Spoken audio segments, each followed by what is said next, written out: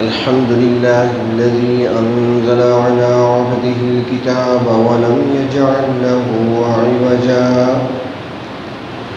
تبارك الذي جعل في السماء بروجا وجعل فيها سراجا وقمرا منيرا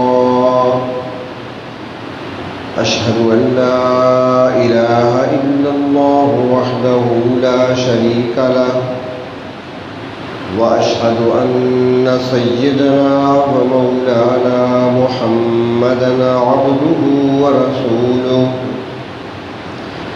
أما بعد فأعوذ بالله من الشيطان الرجيم بسم الله الرحمن الرحيم أولئك الذين امتحن الله قلوبهم للتقوى لهم مغفرة وأجر عظيم صدق الله مولانا العظيم مولاي صل وسلم دائما أبدا على حبيبك خير الخلق كلهم. قابل احترام بزرگوں عزیز دوستوں، نبی اکرم صلی اللہ علیہ وسلم نے جو ایک جماعت محنت کر کے تیار فرمائی ہے، جس جماعت کو صحابہ کہا جاتا ہے، وہ ایسی جماعت تھی، اس پر ایسی محنت کی گئی اور ان کی اس طریقے سے تربیت کی گئی کہ اللہ تبارک و تعالی نے فرمایا کہ میرے نبی نے جو جماعت تیار کی ہے، جن کی تربیت کی ہے، میں نے خود ان کا امتحان لیا، ان کے دلوں کو میں نے دیکھا تو ان کے دل مجھے تقویٰ سے بھرے ہوئے نظر آئے، اور وہ سارے کے سارے ایسے ہیں کہ ان کے لیے مغفرت بھی ہے، بخشش کی خوشخبری بھی ہے، اور ان کے لیے میں نے بہت بڑا اجر اور ثواب تیار کر رکھا ہے. نبی اکرم صلی اللہ علیہ وسلم نے جن جوانوں پر محنت فرمائی ہے،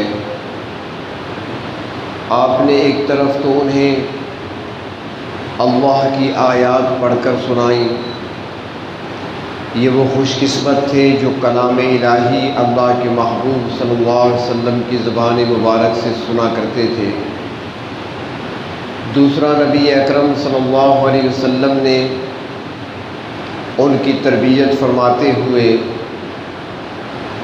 قرآن حکیم جو اللہ رب العزت نے نازل فرمایا، اس کی تشریح فرمائی، ان کے سامنے آیات مبارکہ کا مفہوم ان کو سمجھایا، معانی بتائے، اور اس کے ساتھ ساتھ نبی اکرم صلی اللہ علیہ وسلم نے تزکیہ کے ذریعے سے ان کے باطن کو پاک اور صاف فرمایا. ان کے اندر جو غلاظتیں تھیں، جو اچھے اخلاق کے خلاف تھی، حسد پایا جاتا تھا یا کینہ پایا جاتا تھا یا بغض پایا جاتا تھا، یہ ساری چیزیں تزکیے کے ذریعے سے نبی اکرم صلی اللہ علیہ وسلم نے نکال کر ان کی جگہ اچھے اخلاق سے ان کے دلوں کو، ان کے باطن کو مزین اور منور فرمایا. اور پھر وہ ایسی ایک جماعت تیار ہوئی کہ اس کی مثال انسانی تاریخ میں ملنا مشکل ہے.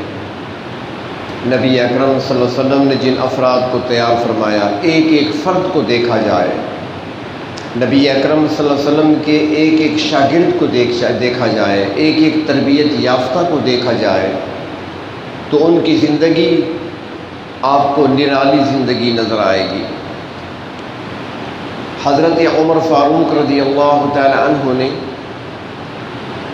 اپنے دور خلافت میں حضرت ابو عبیدہ بن جراح رضی اللہ تعالی عنہ کو شام کا گورنر بنایا، کیونکہ شام کا اکثر علاقہ حضرت ابو عبیدہ بن جراح رضی اللہ تعالیٰ عنہ نے ہی فتح کیا تھا۔ یہ کمانڈر تھے، سپہ سالار تھے۔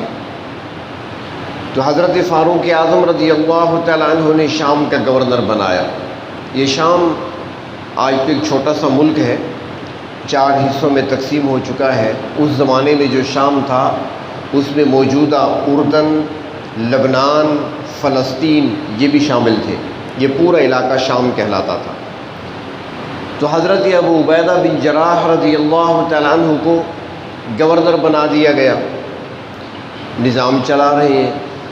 کچھ عرصے بعد حضرت فاروق اعظم رضی اللہ تعالیٰ عنہ شام کی طرف سفر کرتے ہیں، اپنے اس عظیم صوبے کے گورنر کا جائزہ لیتے ہیں کہ وہ نظام کس طرح چلا رہے ہیں، ان کی رعایا ان کے بارے میں کیا کہتی ہے اور وہ خود کیا کر رہے ہیں۔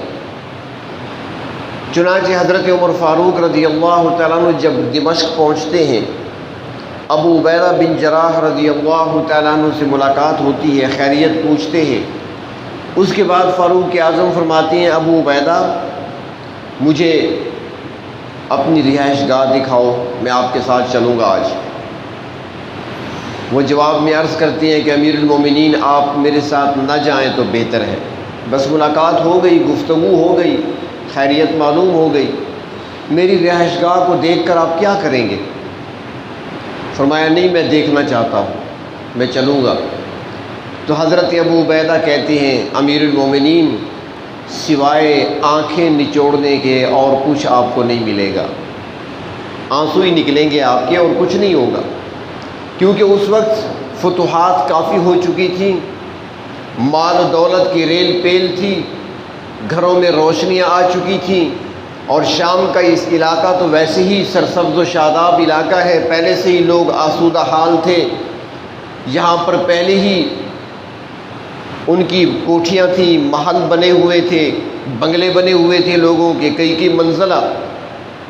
تو فاروق اعظم سوچ رہے تھے کہ ابو عبیدہ گورنر ہے، اس علاقے کے فتوحات ہیں، مال آ رہا ہے باہر سے، مال غنیمت کی صورت میں، اور پھر وصولی بھی کافی ہو جاتی ہے، تو شاید ابو عبیدہ بھی دنیا کے اس ماحول کے اندر رہتے ہوئے اپنے لیے پتہ نہیں کیسی عالیشان رہائش گاہ تیار کی ہوگی، ذرا دیکھ لینا چاہیے۔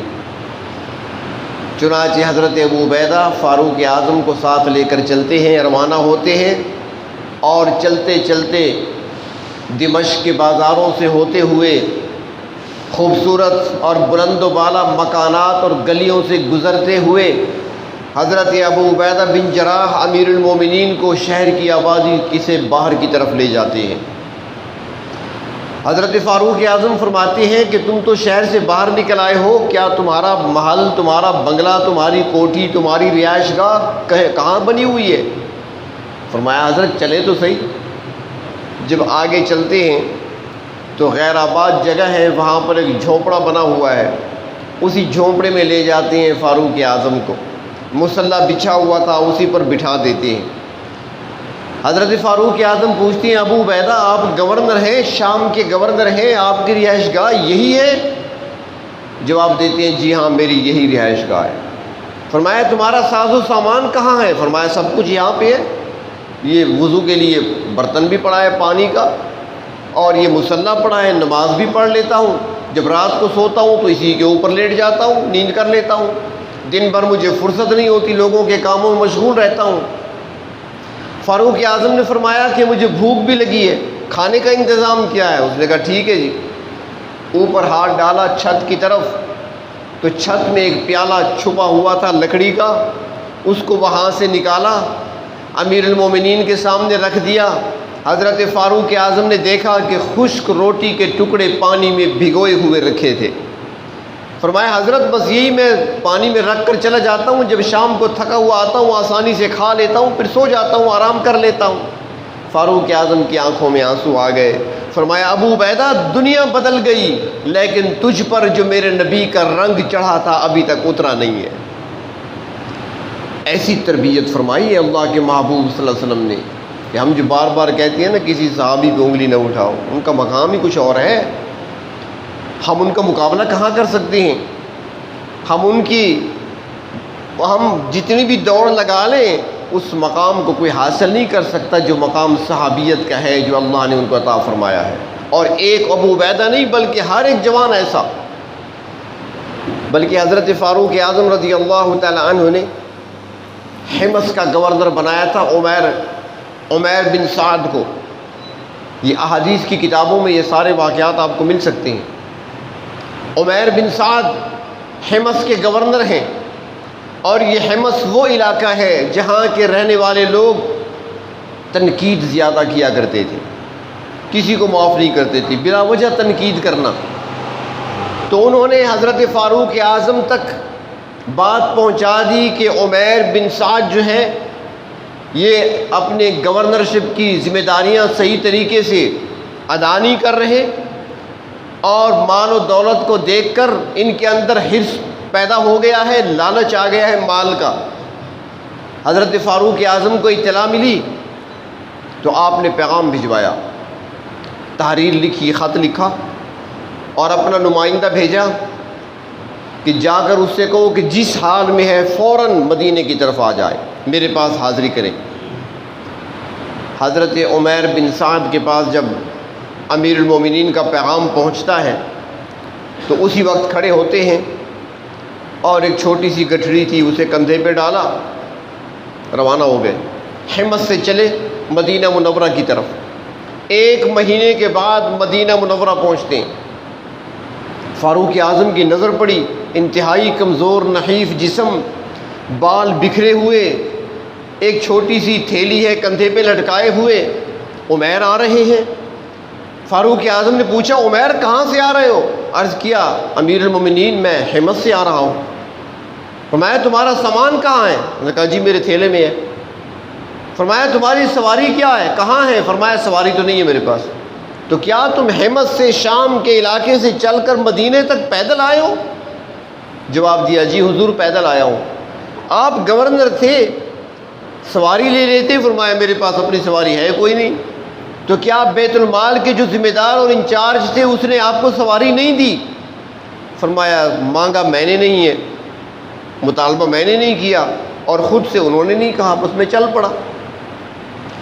تو حضرت فاروق اعظم نے پوچھا تمہارے پاس بڑا مال جمع کیا ہوگا؟ اس نے کہا جی بڑا مال ہے میرے پاس، میرے کندھے پہ ہے۔ کھولو دکھاؤ۔ ایک پانی پینے کا پیالہ، میں اسی میں پانی بھی پی لیتا ہوں، دودھ مل جائے تو وہ بھی اسی میں پی لیتا ہوں، سالن ہوتا ہے تو وہ بھی اسی کے اندر ڈال لیتا ہوں، کھا لیتا ہوں، اور ایک جائے نماز ہے نماز پڑھنے کے لیے، اور ایک چادر ہے، اس کے علاوہ کچھ نہیں۔ فرمایا بس یہی میرا ترکہ ہے، یہ میرا سامان ہے، جب آپ کی طرف سے پیغام آیا تو میں سارا سامان لے کر چلا آیا ہوں۔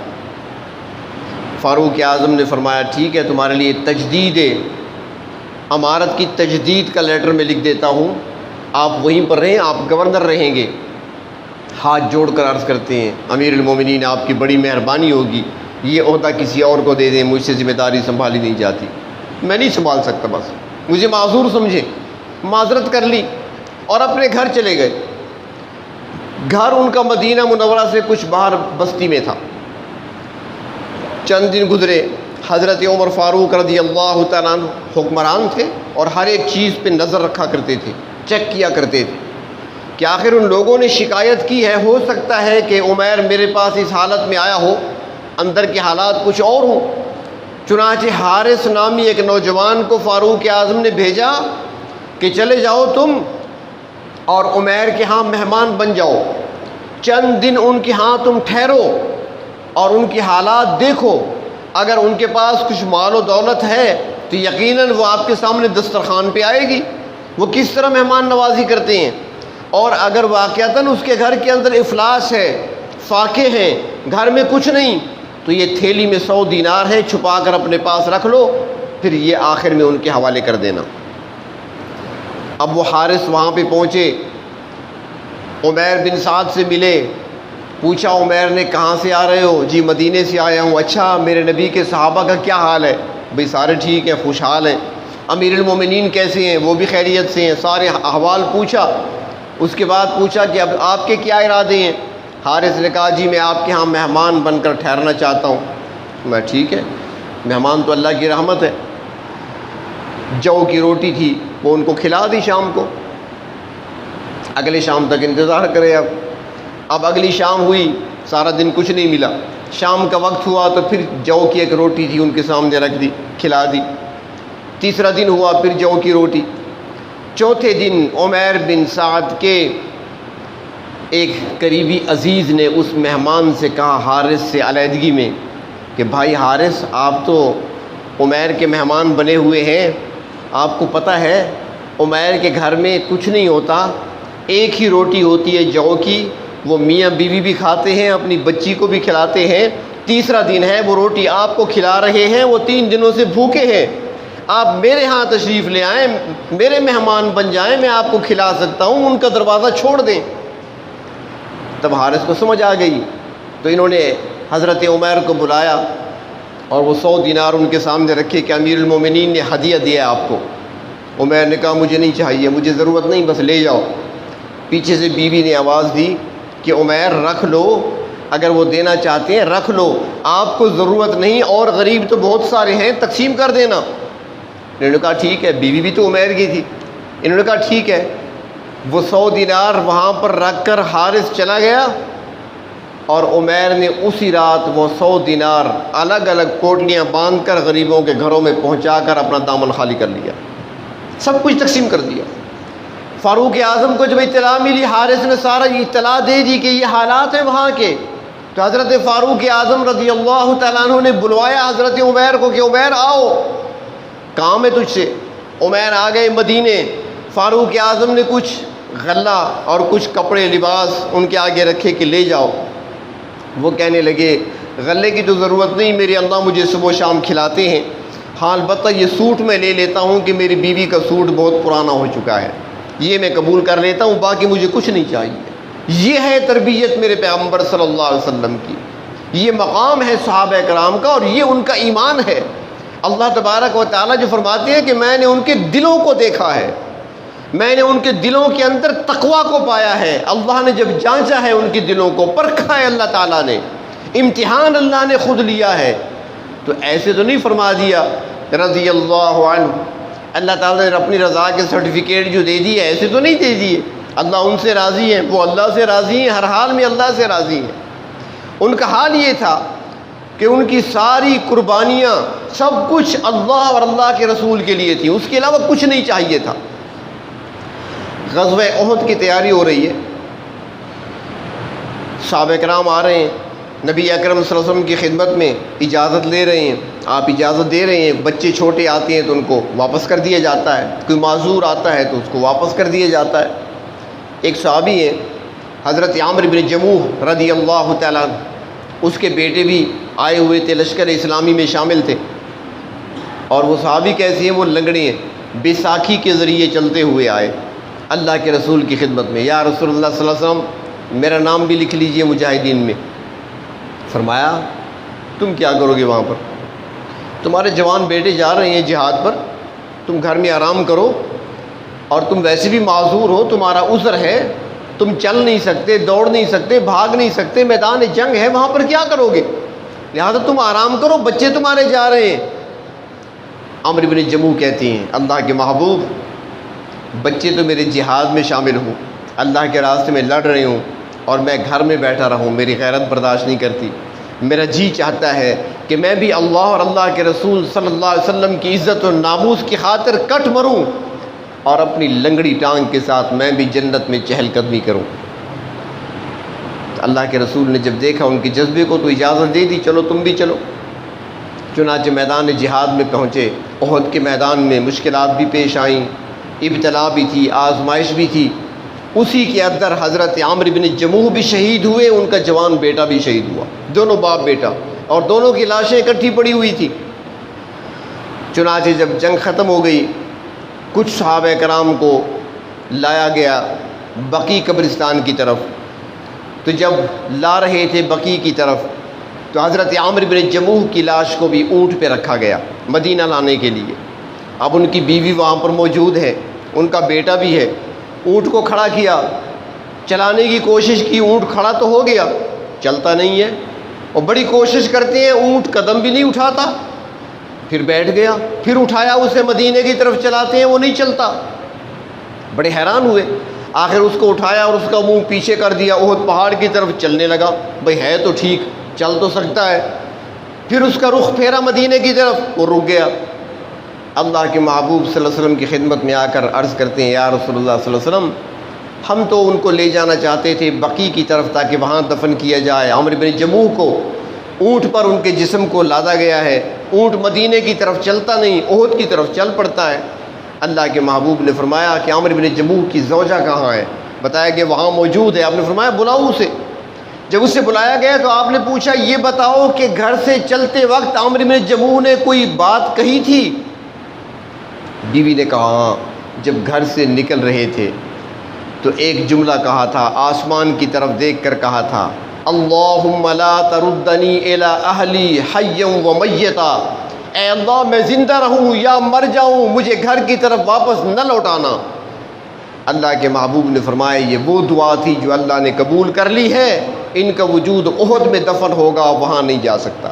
انہوں نے پہلے سے کہہ دیا اللہ مجھے گھر کی طرف نہ لوٹانا، اب یہ لوٹ کر نہیں جا سکتے وہاں پر. یہ ایمان تھا ان کا. اور یہ ایمان ایسا نہیں بلکہ اللہ کے محبوب صلی اللہ علیہ وسلم نے اسے ان کے دلوں کے اندر جما دیا تھا.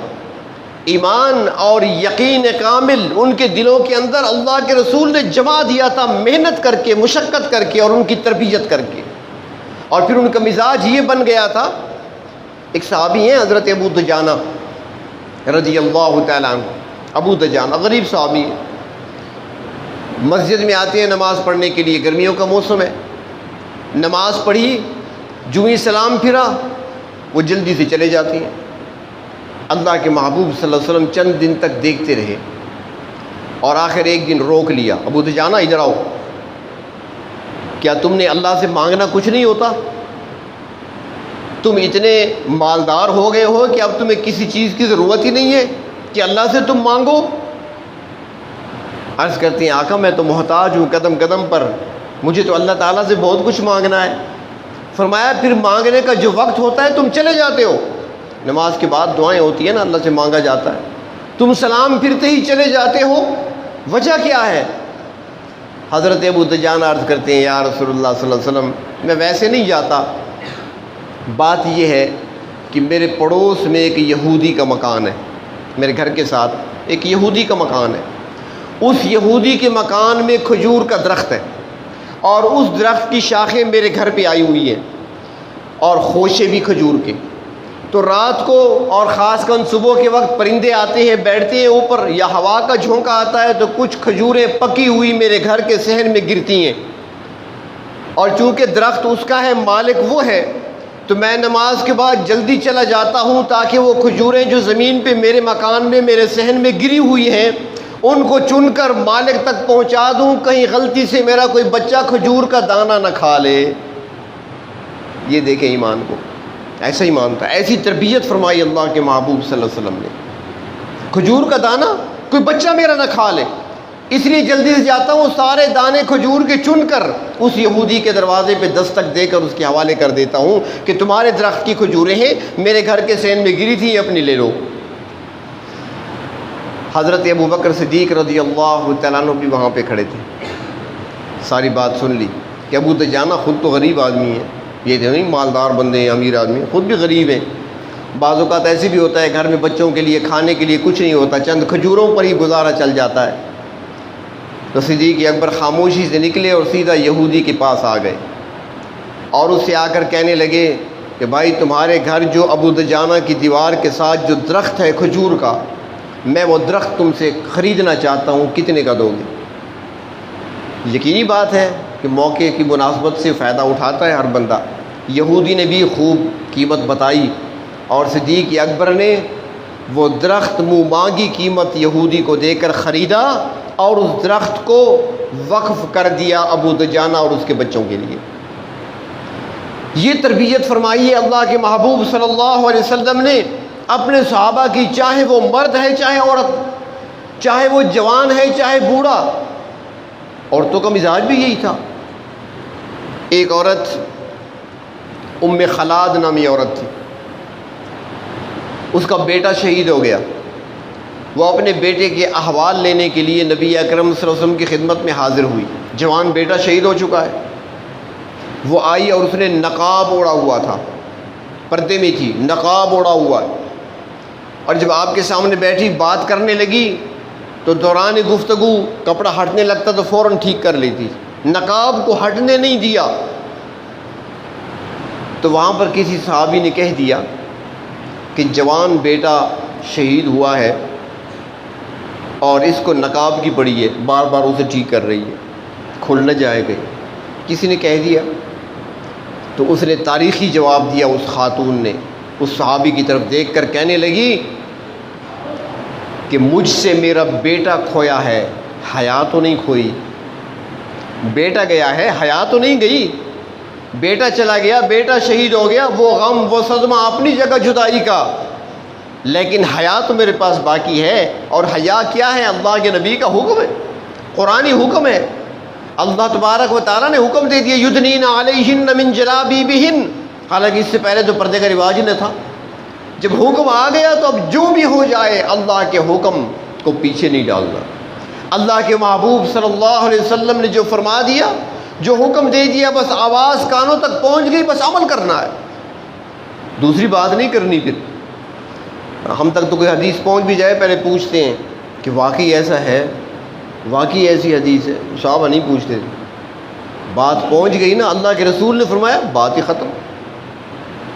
نبی اکرم صلی اللہ علیہ وسلم خطبہ ارشاد فرما رہے ہیں، مسجد نبوی کے اندر ایک بندہ کھڑا تھا، مسجد میں کھڑا ہو گیا یا کھڑا ہوا تھا، تو آپ نے فرمایا بیٹھ جاؤ۔ اب جب آپ نے فرمایا کہ بیٹھ جاؤ، اس وقت سامنے مسجد میں ایک اور صحابی داخل ہو رہے تھے، اب اس حال میں تھے کہ ایک قدم اندر تھا، ایک قدم مسجد سے باہر۔ آپ نے فرمایا بیٹھ جاؤ تو وہیں پر بیٹھ گیا۔ اب بیٹھا ہے، جتنی دیر خطبہ چلتا رہا وہ بیٹھا رہا، ایک پاؤں اندر ایک پاؤں باہر۔ جب خطبہ مکمل ہوا اللہ کے نبی نے فرمایا تم کیوں بیٹھے ہو وہاں پر؟ عرض کرتی ہیں آقا آپ نے نہیں فرمایا۔ تو میں تمہیں تو نہیں کہا، میں نے تو اسے کہا تھا۔ تو عرض کرتے ہیں آقا آپ نے یہ فرمایا، نام تو نہیں لیا تھا، آپ نے فرمایا بیٹھ جاؤ، میں سمجھا یہ حکم سب کے لیے ہے، تو میرے دل نے فیصلہ کیا کہ اگر ایک قدم بھی آگے اٹھایا تو سیدھا جہنم میں جائے گا، کیونکہ اللہ کے نبی کا حکم پہنچ گیا۔ اب تعمیل ہی کرنی ہے، حکم ماننا ہے، اور کچھ نہیں، سوچنا نہیں ہے کہ مجھے کہا ہے یا مجھے نہیں کہا، اور کہا تو کیوں کہا ہے، نہیں یہ نہیں سوچنا۔ آواز آ گئی بیٹھ جاؤ تو بس بیٹھ گیا۔ یہ مزاج بن گیا تھا ان لوگوں کا۔ نبی اکرم صلی اللہ علیہ وسلم جب بنو سلمہ قبیلے کی مسجد میں نماز ادا فرما رہے تھے، ظہر کی نماز یا عصر کی نماز 2 رکعت ادا ہو چکی تھیں، نماز کے دوران ہی حکم آ گیا فولی وجہک شطر المسجد الحرام، قبلہ تبدیل ہو گیا، حکم آ گیا۔ تو آپ صلی اللہ علیہ وسلم نے نماز کے دوران ہی اپنا رخ مبارک مسجد اقصیٰ سے بیت اللہ کی طرف کر لیا۔ اب پہلی بات تو یہاں پہ دیکھیں، اب صرف ایسے رخ نہیں پھیرنا، وہ جو قبلہ ہے مدینے کی بالکل اس سائڈ پہ، مسجد اقصیٰ اس سائڈ پہ ہے، بیت اللہ اس طرف ہے۔ اب آپ اس طرف رخ کر کے نماز پڑھ رہے ہیں، صحابہ آپ کے پیچھے کھڑے ہیں، صفیں آپ کے پیچھے کھڑی ہیں، حکم آ گیا قبلے کی تبدیلی کا۔ اب اگر وہیں کھڑے کھڑے آپ رخ پھیر لیتے ہیں تو مقتدی کی صفیں تو آگے ہو گئیں، آپ پیچھے ہو گئے۔ صرف آپ نے رخ نہیں پھیرا بلکہ آپ وہاں سے چلے ہیں، نماز جاری ہے، وہاں سے چلے ہیں، صفوں کے درمیان سے ہوتے ہوئے یہاں پہنچے ہیں، اور صحابہ کرام بھی گھوم کر آپ کے پیچھے رخ انہوں نے بدل دیا۔ کسی صحابی نے نہیں پوچھا اللہ کے محبوب ایسا کیوں ہو رہا ہے، ایسا کیوں ہو رہا ہے، کسی نے نہیں پوچھا، بس آپ جو کر رہے ہیں ہم نے وہی کرنا ہے۔ یہ تربیت ہے۔ اور صرف یہ نہیں بلکہ اس سے بڑھ کر عجیب بات کہ مسجد قباء کے اندر نماز ہو رہی تھی، مسجد قباء میں، مسجد قباء یہاں سے دور ہے، وہاں پہ نماز ہو رہی ہے۔ تو ایک صحابی جس نے نماز یہاں پر اللہ کے رسول صلی اللہ علیہ وسلم کے ساتھ پڑھی تھی اور قبلہ تبدیل ہوتے دیکھا تھا، وہ جب وہاں پہنچا تو مسجد قباء میں نمازی نماز پڑھ رہے ہیں، امام نماز پڑھا رہا ہے، یہ باہر سے گزر رہا تھا، تو باہر سے ہی اس نے ان کو دیکھ کر آواز لگائی، کیونکہ ان کا رخ ابھی مسجد اقصیٰ کی طرف تھا۔ ان کی طرف دیکھ کر آواز لگاتا ہے کہ اے ایمان والو قبلہ تبدیل ہو گیا۔ قبلہ بیت اللہ کو قرار دے دیا گیا، اللہ کے نبی نے نماز پڑھائی قبلے کی طرف، تبدیلی ہو چکی ہے۔ بس اس آواز کا ان کے کانوں تک پہنچنا تھا کہ انہوں نے بھی نماز کے اندر اپنا رخ بیت اللہ کی طرف پھیر لیا۔ یہ ایمان ہے۔ ہمارے پاس کہاں ہے ایسا ایمان؟ ہم تو پہلے پوری تحقیق کریں گے، پوچھیں گے ایسا کیوں ہے، کس لیے ہے، اگر وہاں پڑھ لیں تو پھر کیا نقصان ہوگا، 2 رکعتیں پڑھ لیے تو اور پڑھ لیں تو پھر کیا ہو جائے گا، اگلی نماز پھر یہاں پڑھ لیں گے۔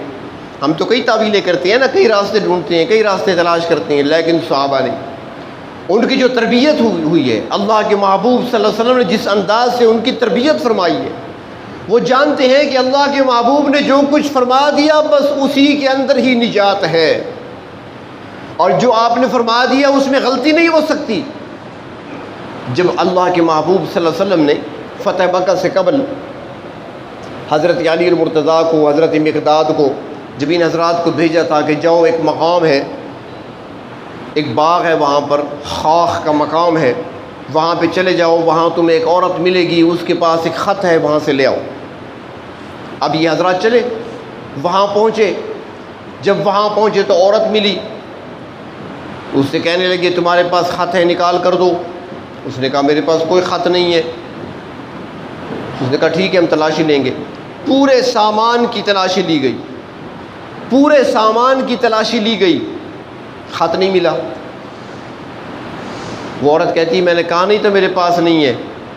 حضرت علی فرماتے ہیں سن لے غور سے، خط تمہارے پاس ہے، سامان کو دیکھ لیا وہاں نہیں ملا، خط ہے تمہارے پاس، اگر تم شرافت سے نہیں دو گی تو تمہارے کپڑے اتار لیں گے، خط ہم نے وصول کرنا ہے۔ اس نے کہا میں کہہ رہی ہوں نہیں ہوں۔ اس نے کہا نہیں، زمین و آسمان اپنی جگہ بدل سکتے ہیں، ہمارے نبی کا قول غلط نہیں ہو سکتا۔ آپ نے فرمایا کہ خط عورت کے پاس ہے، وہ یقیناً تمہارے پاس ہے۔ یہ ایمان تھا ان کا۔ ہم جیسے ہوتے چھوڑ دیتے، یار نہیں ہے اس کے پاس، کہاں ہے؟ جب وہ مانتی نہیں ہے تو ہم کہاں سے وصول کریں، واپس چلے جاتے۔ نہیں، وہ کھڑے ہیں، اللہ کے نبی نے فرمایا یقین ہے، بلکہ ان کے یقین کو یہاں سمجھیں کہ مشہور صحابی ہیں حضرت ابو ذر غفاری رضی اللہ تعالیٰ عنہ، مشہور صحابی ہیں۔ تو آخری عمر انہوں نے شہر کی آبادیوں سے دور ہٹ کر گزاری تھی، بڑی زاہدانہ اور فقیرانہ زندگی تھی۔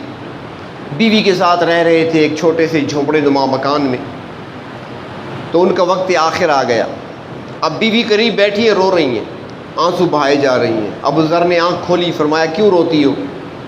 اس نے کہا رو رہی ہوں اس لیے لگتا ہے کہ آپ مجھے چھوڑ کر چلے جائیں گے، آپ نے مجھ سے بچھڑنا ہے اب، اور جب آپ کی وفات ہو جائے گی، میں عورت ہوں اور بوڑھی ہوں، میرے ہاتھوں میں اتنی طاقت نہیں ہے، میرے اندر اتنی سکت نہیں کہ میں تمہیں غسل دے سکوں، کفن پہنا سکوں، یا میں دفن کا انتظام کر سکوں، مجھ سے تو کچھ نہیں ہوگا، اور میں عورت ذات ہوں اور کمزور ہوں، بوڑھی ہوں، میں اس لیے رو رہی ہوں، کیا ہوگا، کیا بنے گا؟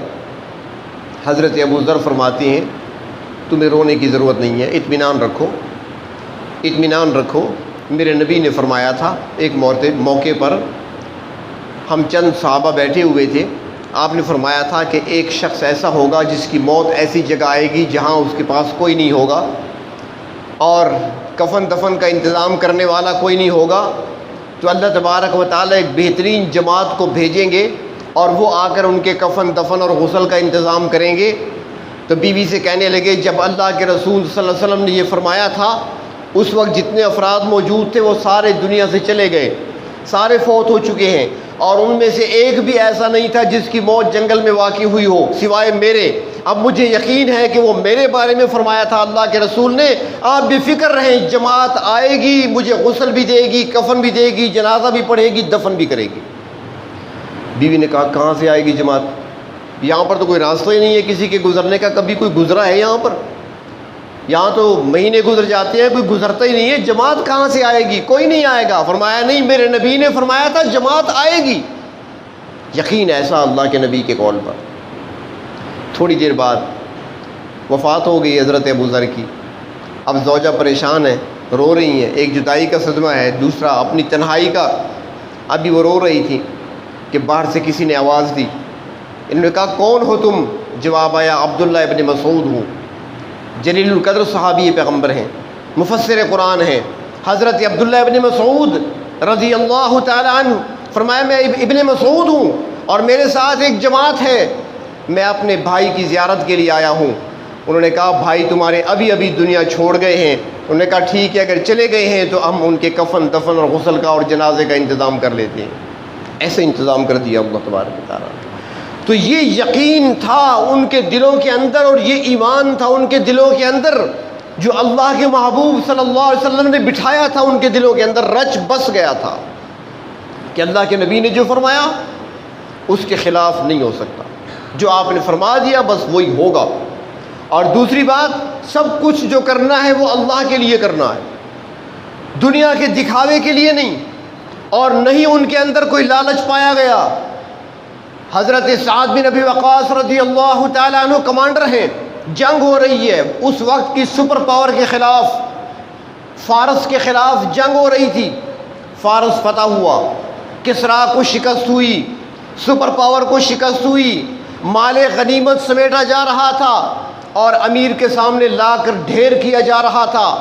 ایک نوجوان اپنا چہرہ اور منہ چھپائے ہوئے وہاں پہ آتا ہے اور امیر لشکر حضرت سعد بن ابی وقاص رضی اللہ تعالیٰ عنہ کے سامنے ایک تاج رکھ دیتا ہے کہ یہ مجھے ملا ہے، یہ مال غنیمت میں سے ہے۔ حالانکہ وہ آج کل کے حساب سے دیکھا جائے تو اربوں روپے مالیت کا تھا، وہ ہیرے جواہرات اس میں جڑے ہوئے تھے، بادشاہ کا تاج تھا۔ دیکھا حضرت سعد بن ابی وقاص نے کہ یہ تو کسریٰ کا تاج ہے، یہ شخص اپنے پاس رکھ بھی سکتا تھا، اس کو چوری بھی کیا جا سکتا تھا، اپنے سامان میں تھیلے میں ڈال لیتا، کسی کو کیا پتہ چلتا، یا ایسا بندہ ایسا جوان اٹھایا ہے اور لے کر آیا میرے پاس جمع کرا دیا۔ تو فرمایا نوجوان تم رکھ بھی سکتے تھے، چھپا بھی سکتے تھے، تم نے ایسا کیوں کیا؟ وہ نوجوان اس کا رخ دوسری طرف تھا، وہ کہنے لگا اے امیر، یہ جتنا بھی قیمتی ہو میرے نزدیک اس کی قیمت کٹے ہوئے ناخن کے برابر بھی نہیں ہے، میرے نزدیک اللہ تبارک و تعالیٰ کی رحمت بہت بڑی چیز ہے، مجھے نہیں چاہیے یہ۔ امیر لشکر کہتے ہیں، حضرت سعد بن ابی وقاص کہتے ہیں نوجوان ذرا اپنا چہرہ تو دکھاؤ، نام تو بتاؤ، کون ہو تم؟ وہ جوان کہتا ہے امیر صاحب آپ میرے امیر ہیں، لیکن جس کے لیے میں نے یہ کام کیا ہے وہ میرے نام کو جانتا ہے، تمہیں نام بتانے کا کیا فائدہ، کیا دوست دے سکتے ہو مجھے؟ جس کے لیے، جس کو راضی کرنے کے لیے، جس کو خوش کرنے کے لیے میں نے یہ کام کیا وہ میرے نام کو خوب جانتا ہے، تمہیں نام بتانے کی کیا ضرورت ہے؟ یہ تھا ان لوگوں کا ایمان۔ اور اللہ تبارک و تعالیٰ جو فرماتے ہیں کہ میں نے ان کا امتحان لیا، تو امتحان جو لیا اور امتحان لینے کے بعد اللہ رب العزت نے کامیابی کی جو سرٹیفکیٹس عطا فرمائے ایسے نہیں دے دیے، بلکہ ان کو اللہ نے دیکھا، ان کے دلوں کو دیکھا، ان کے باطن کو دیکھا، ان کے اندر تقویٰ کو دیکھا، تو پھر اللہ تعالیٰ نے فرمایا اولئک هم المفلحون، یہ سارے کامیاب ہو گئے۔ تو اللہ تبارک و تعالیٰ ان نفوس قدسیہ کے نقش قدم پہ چلنے کی توفیق عطا فرمائے۔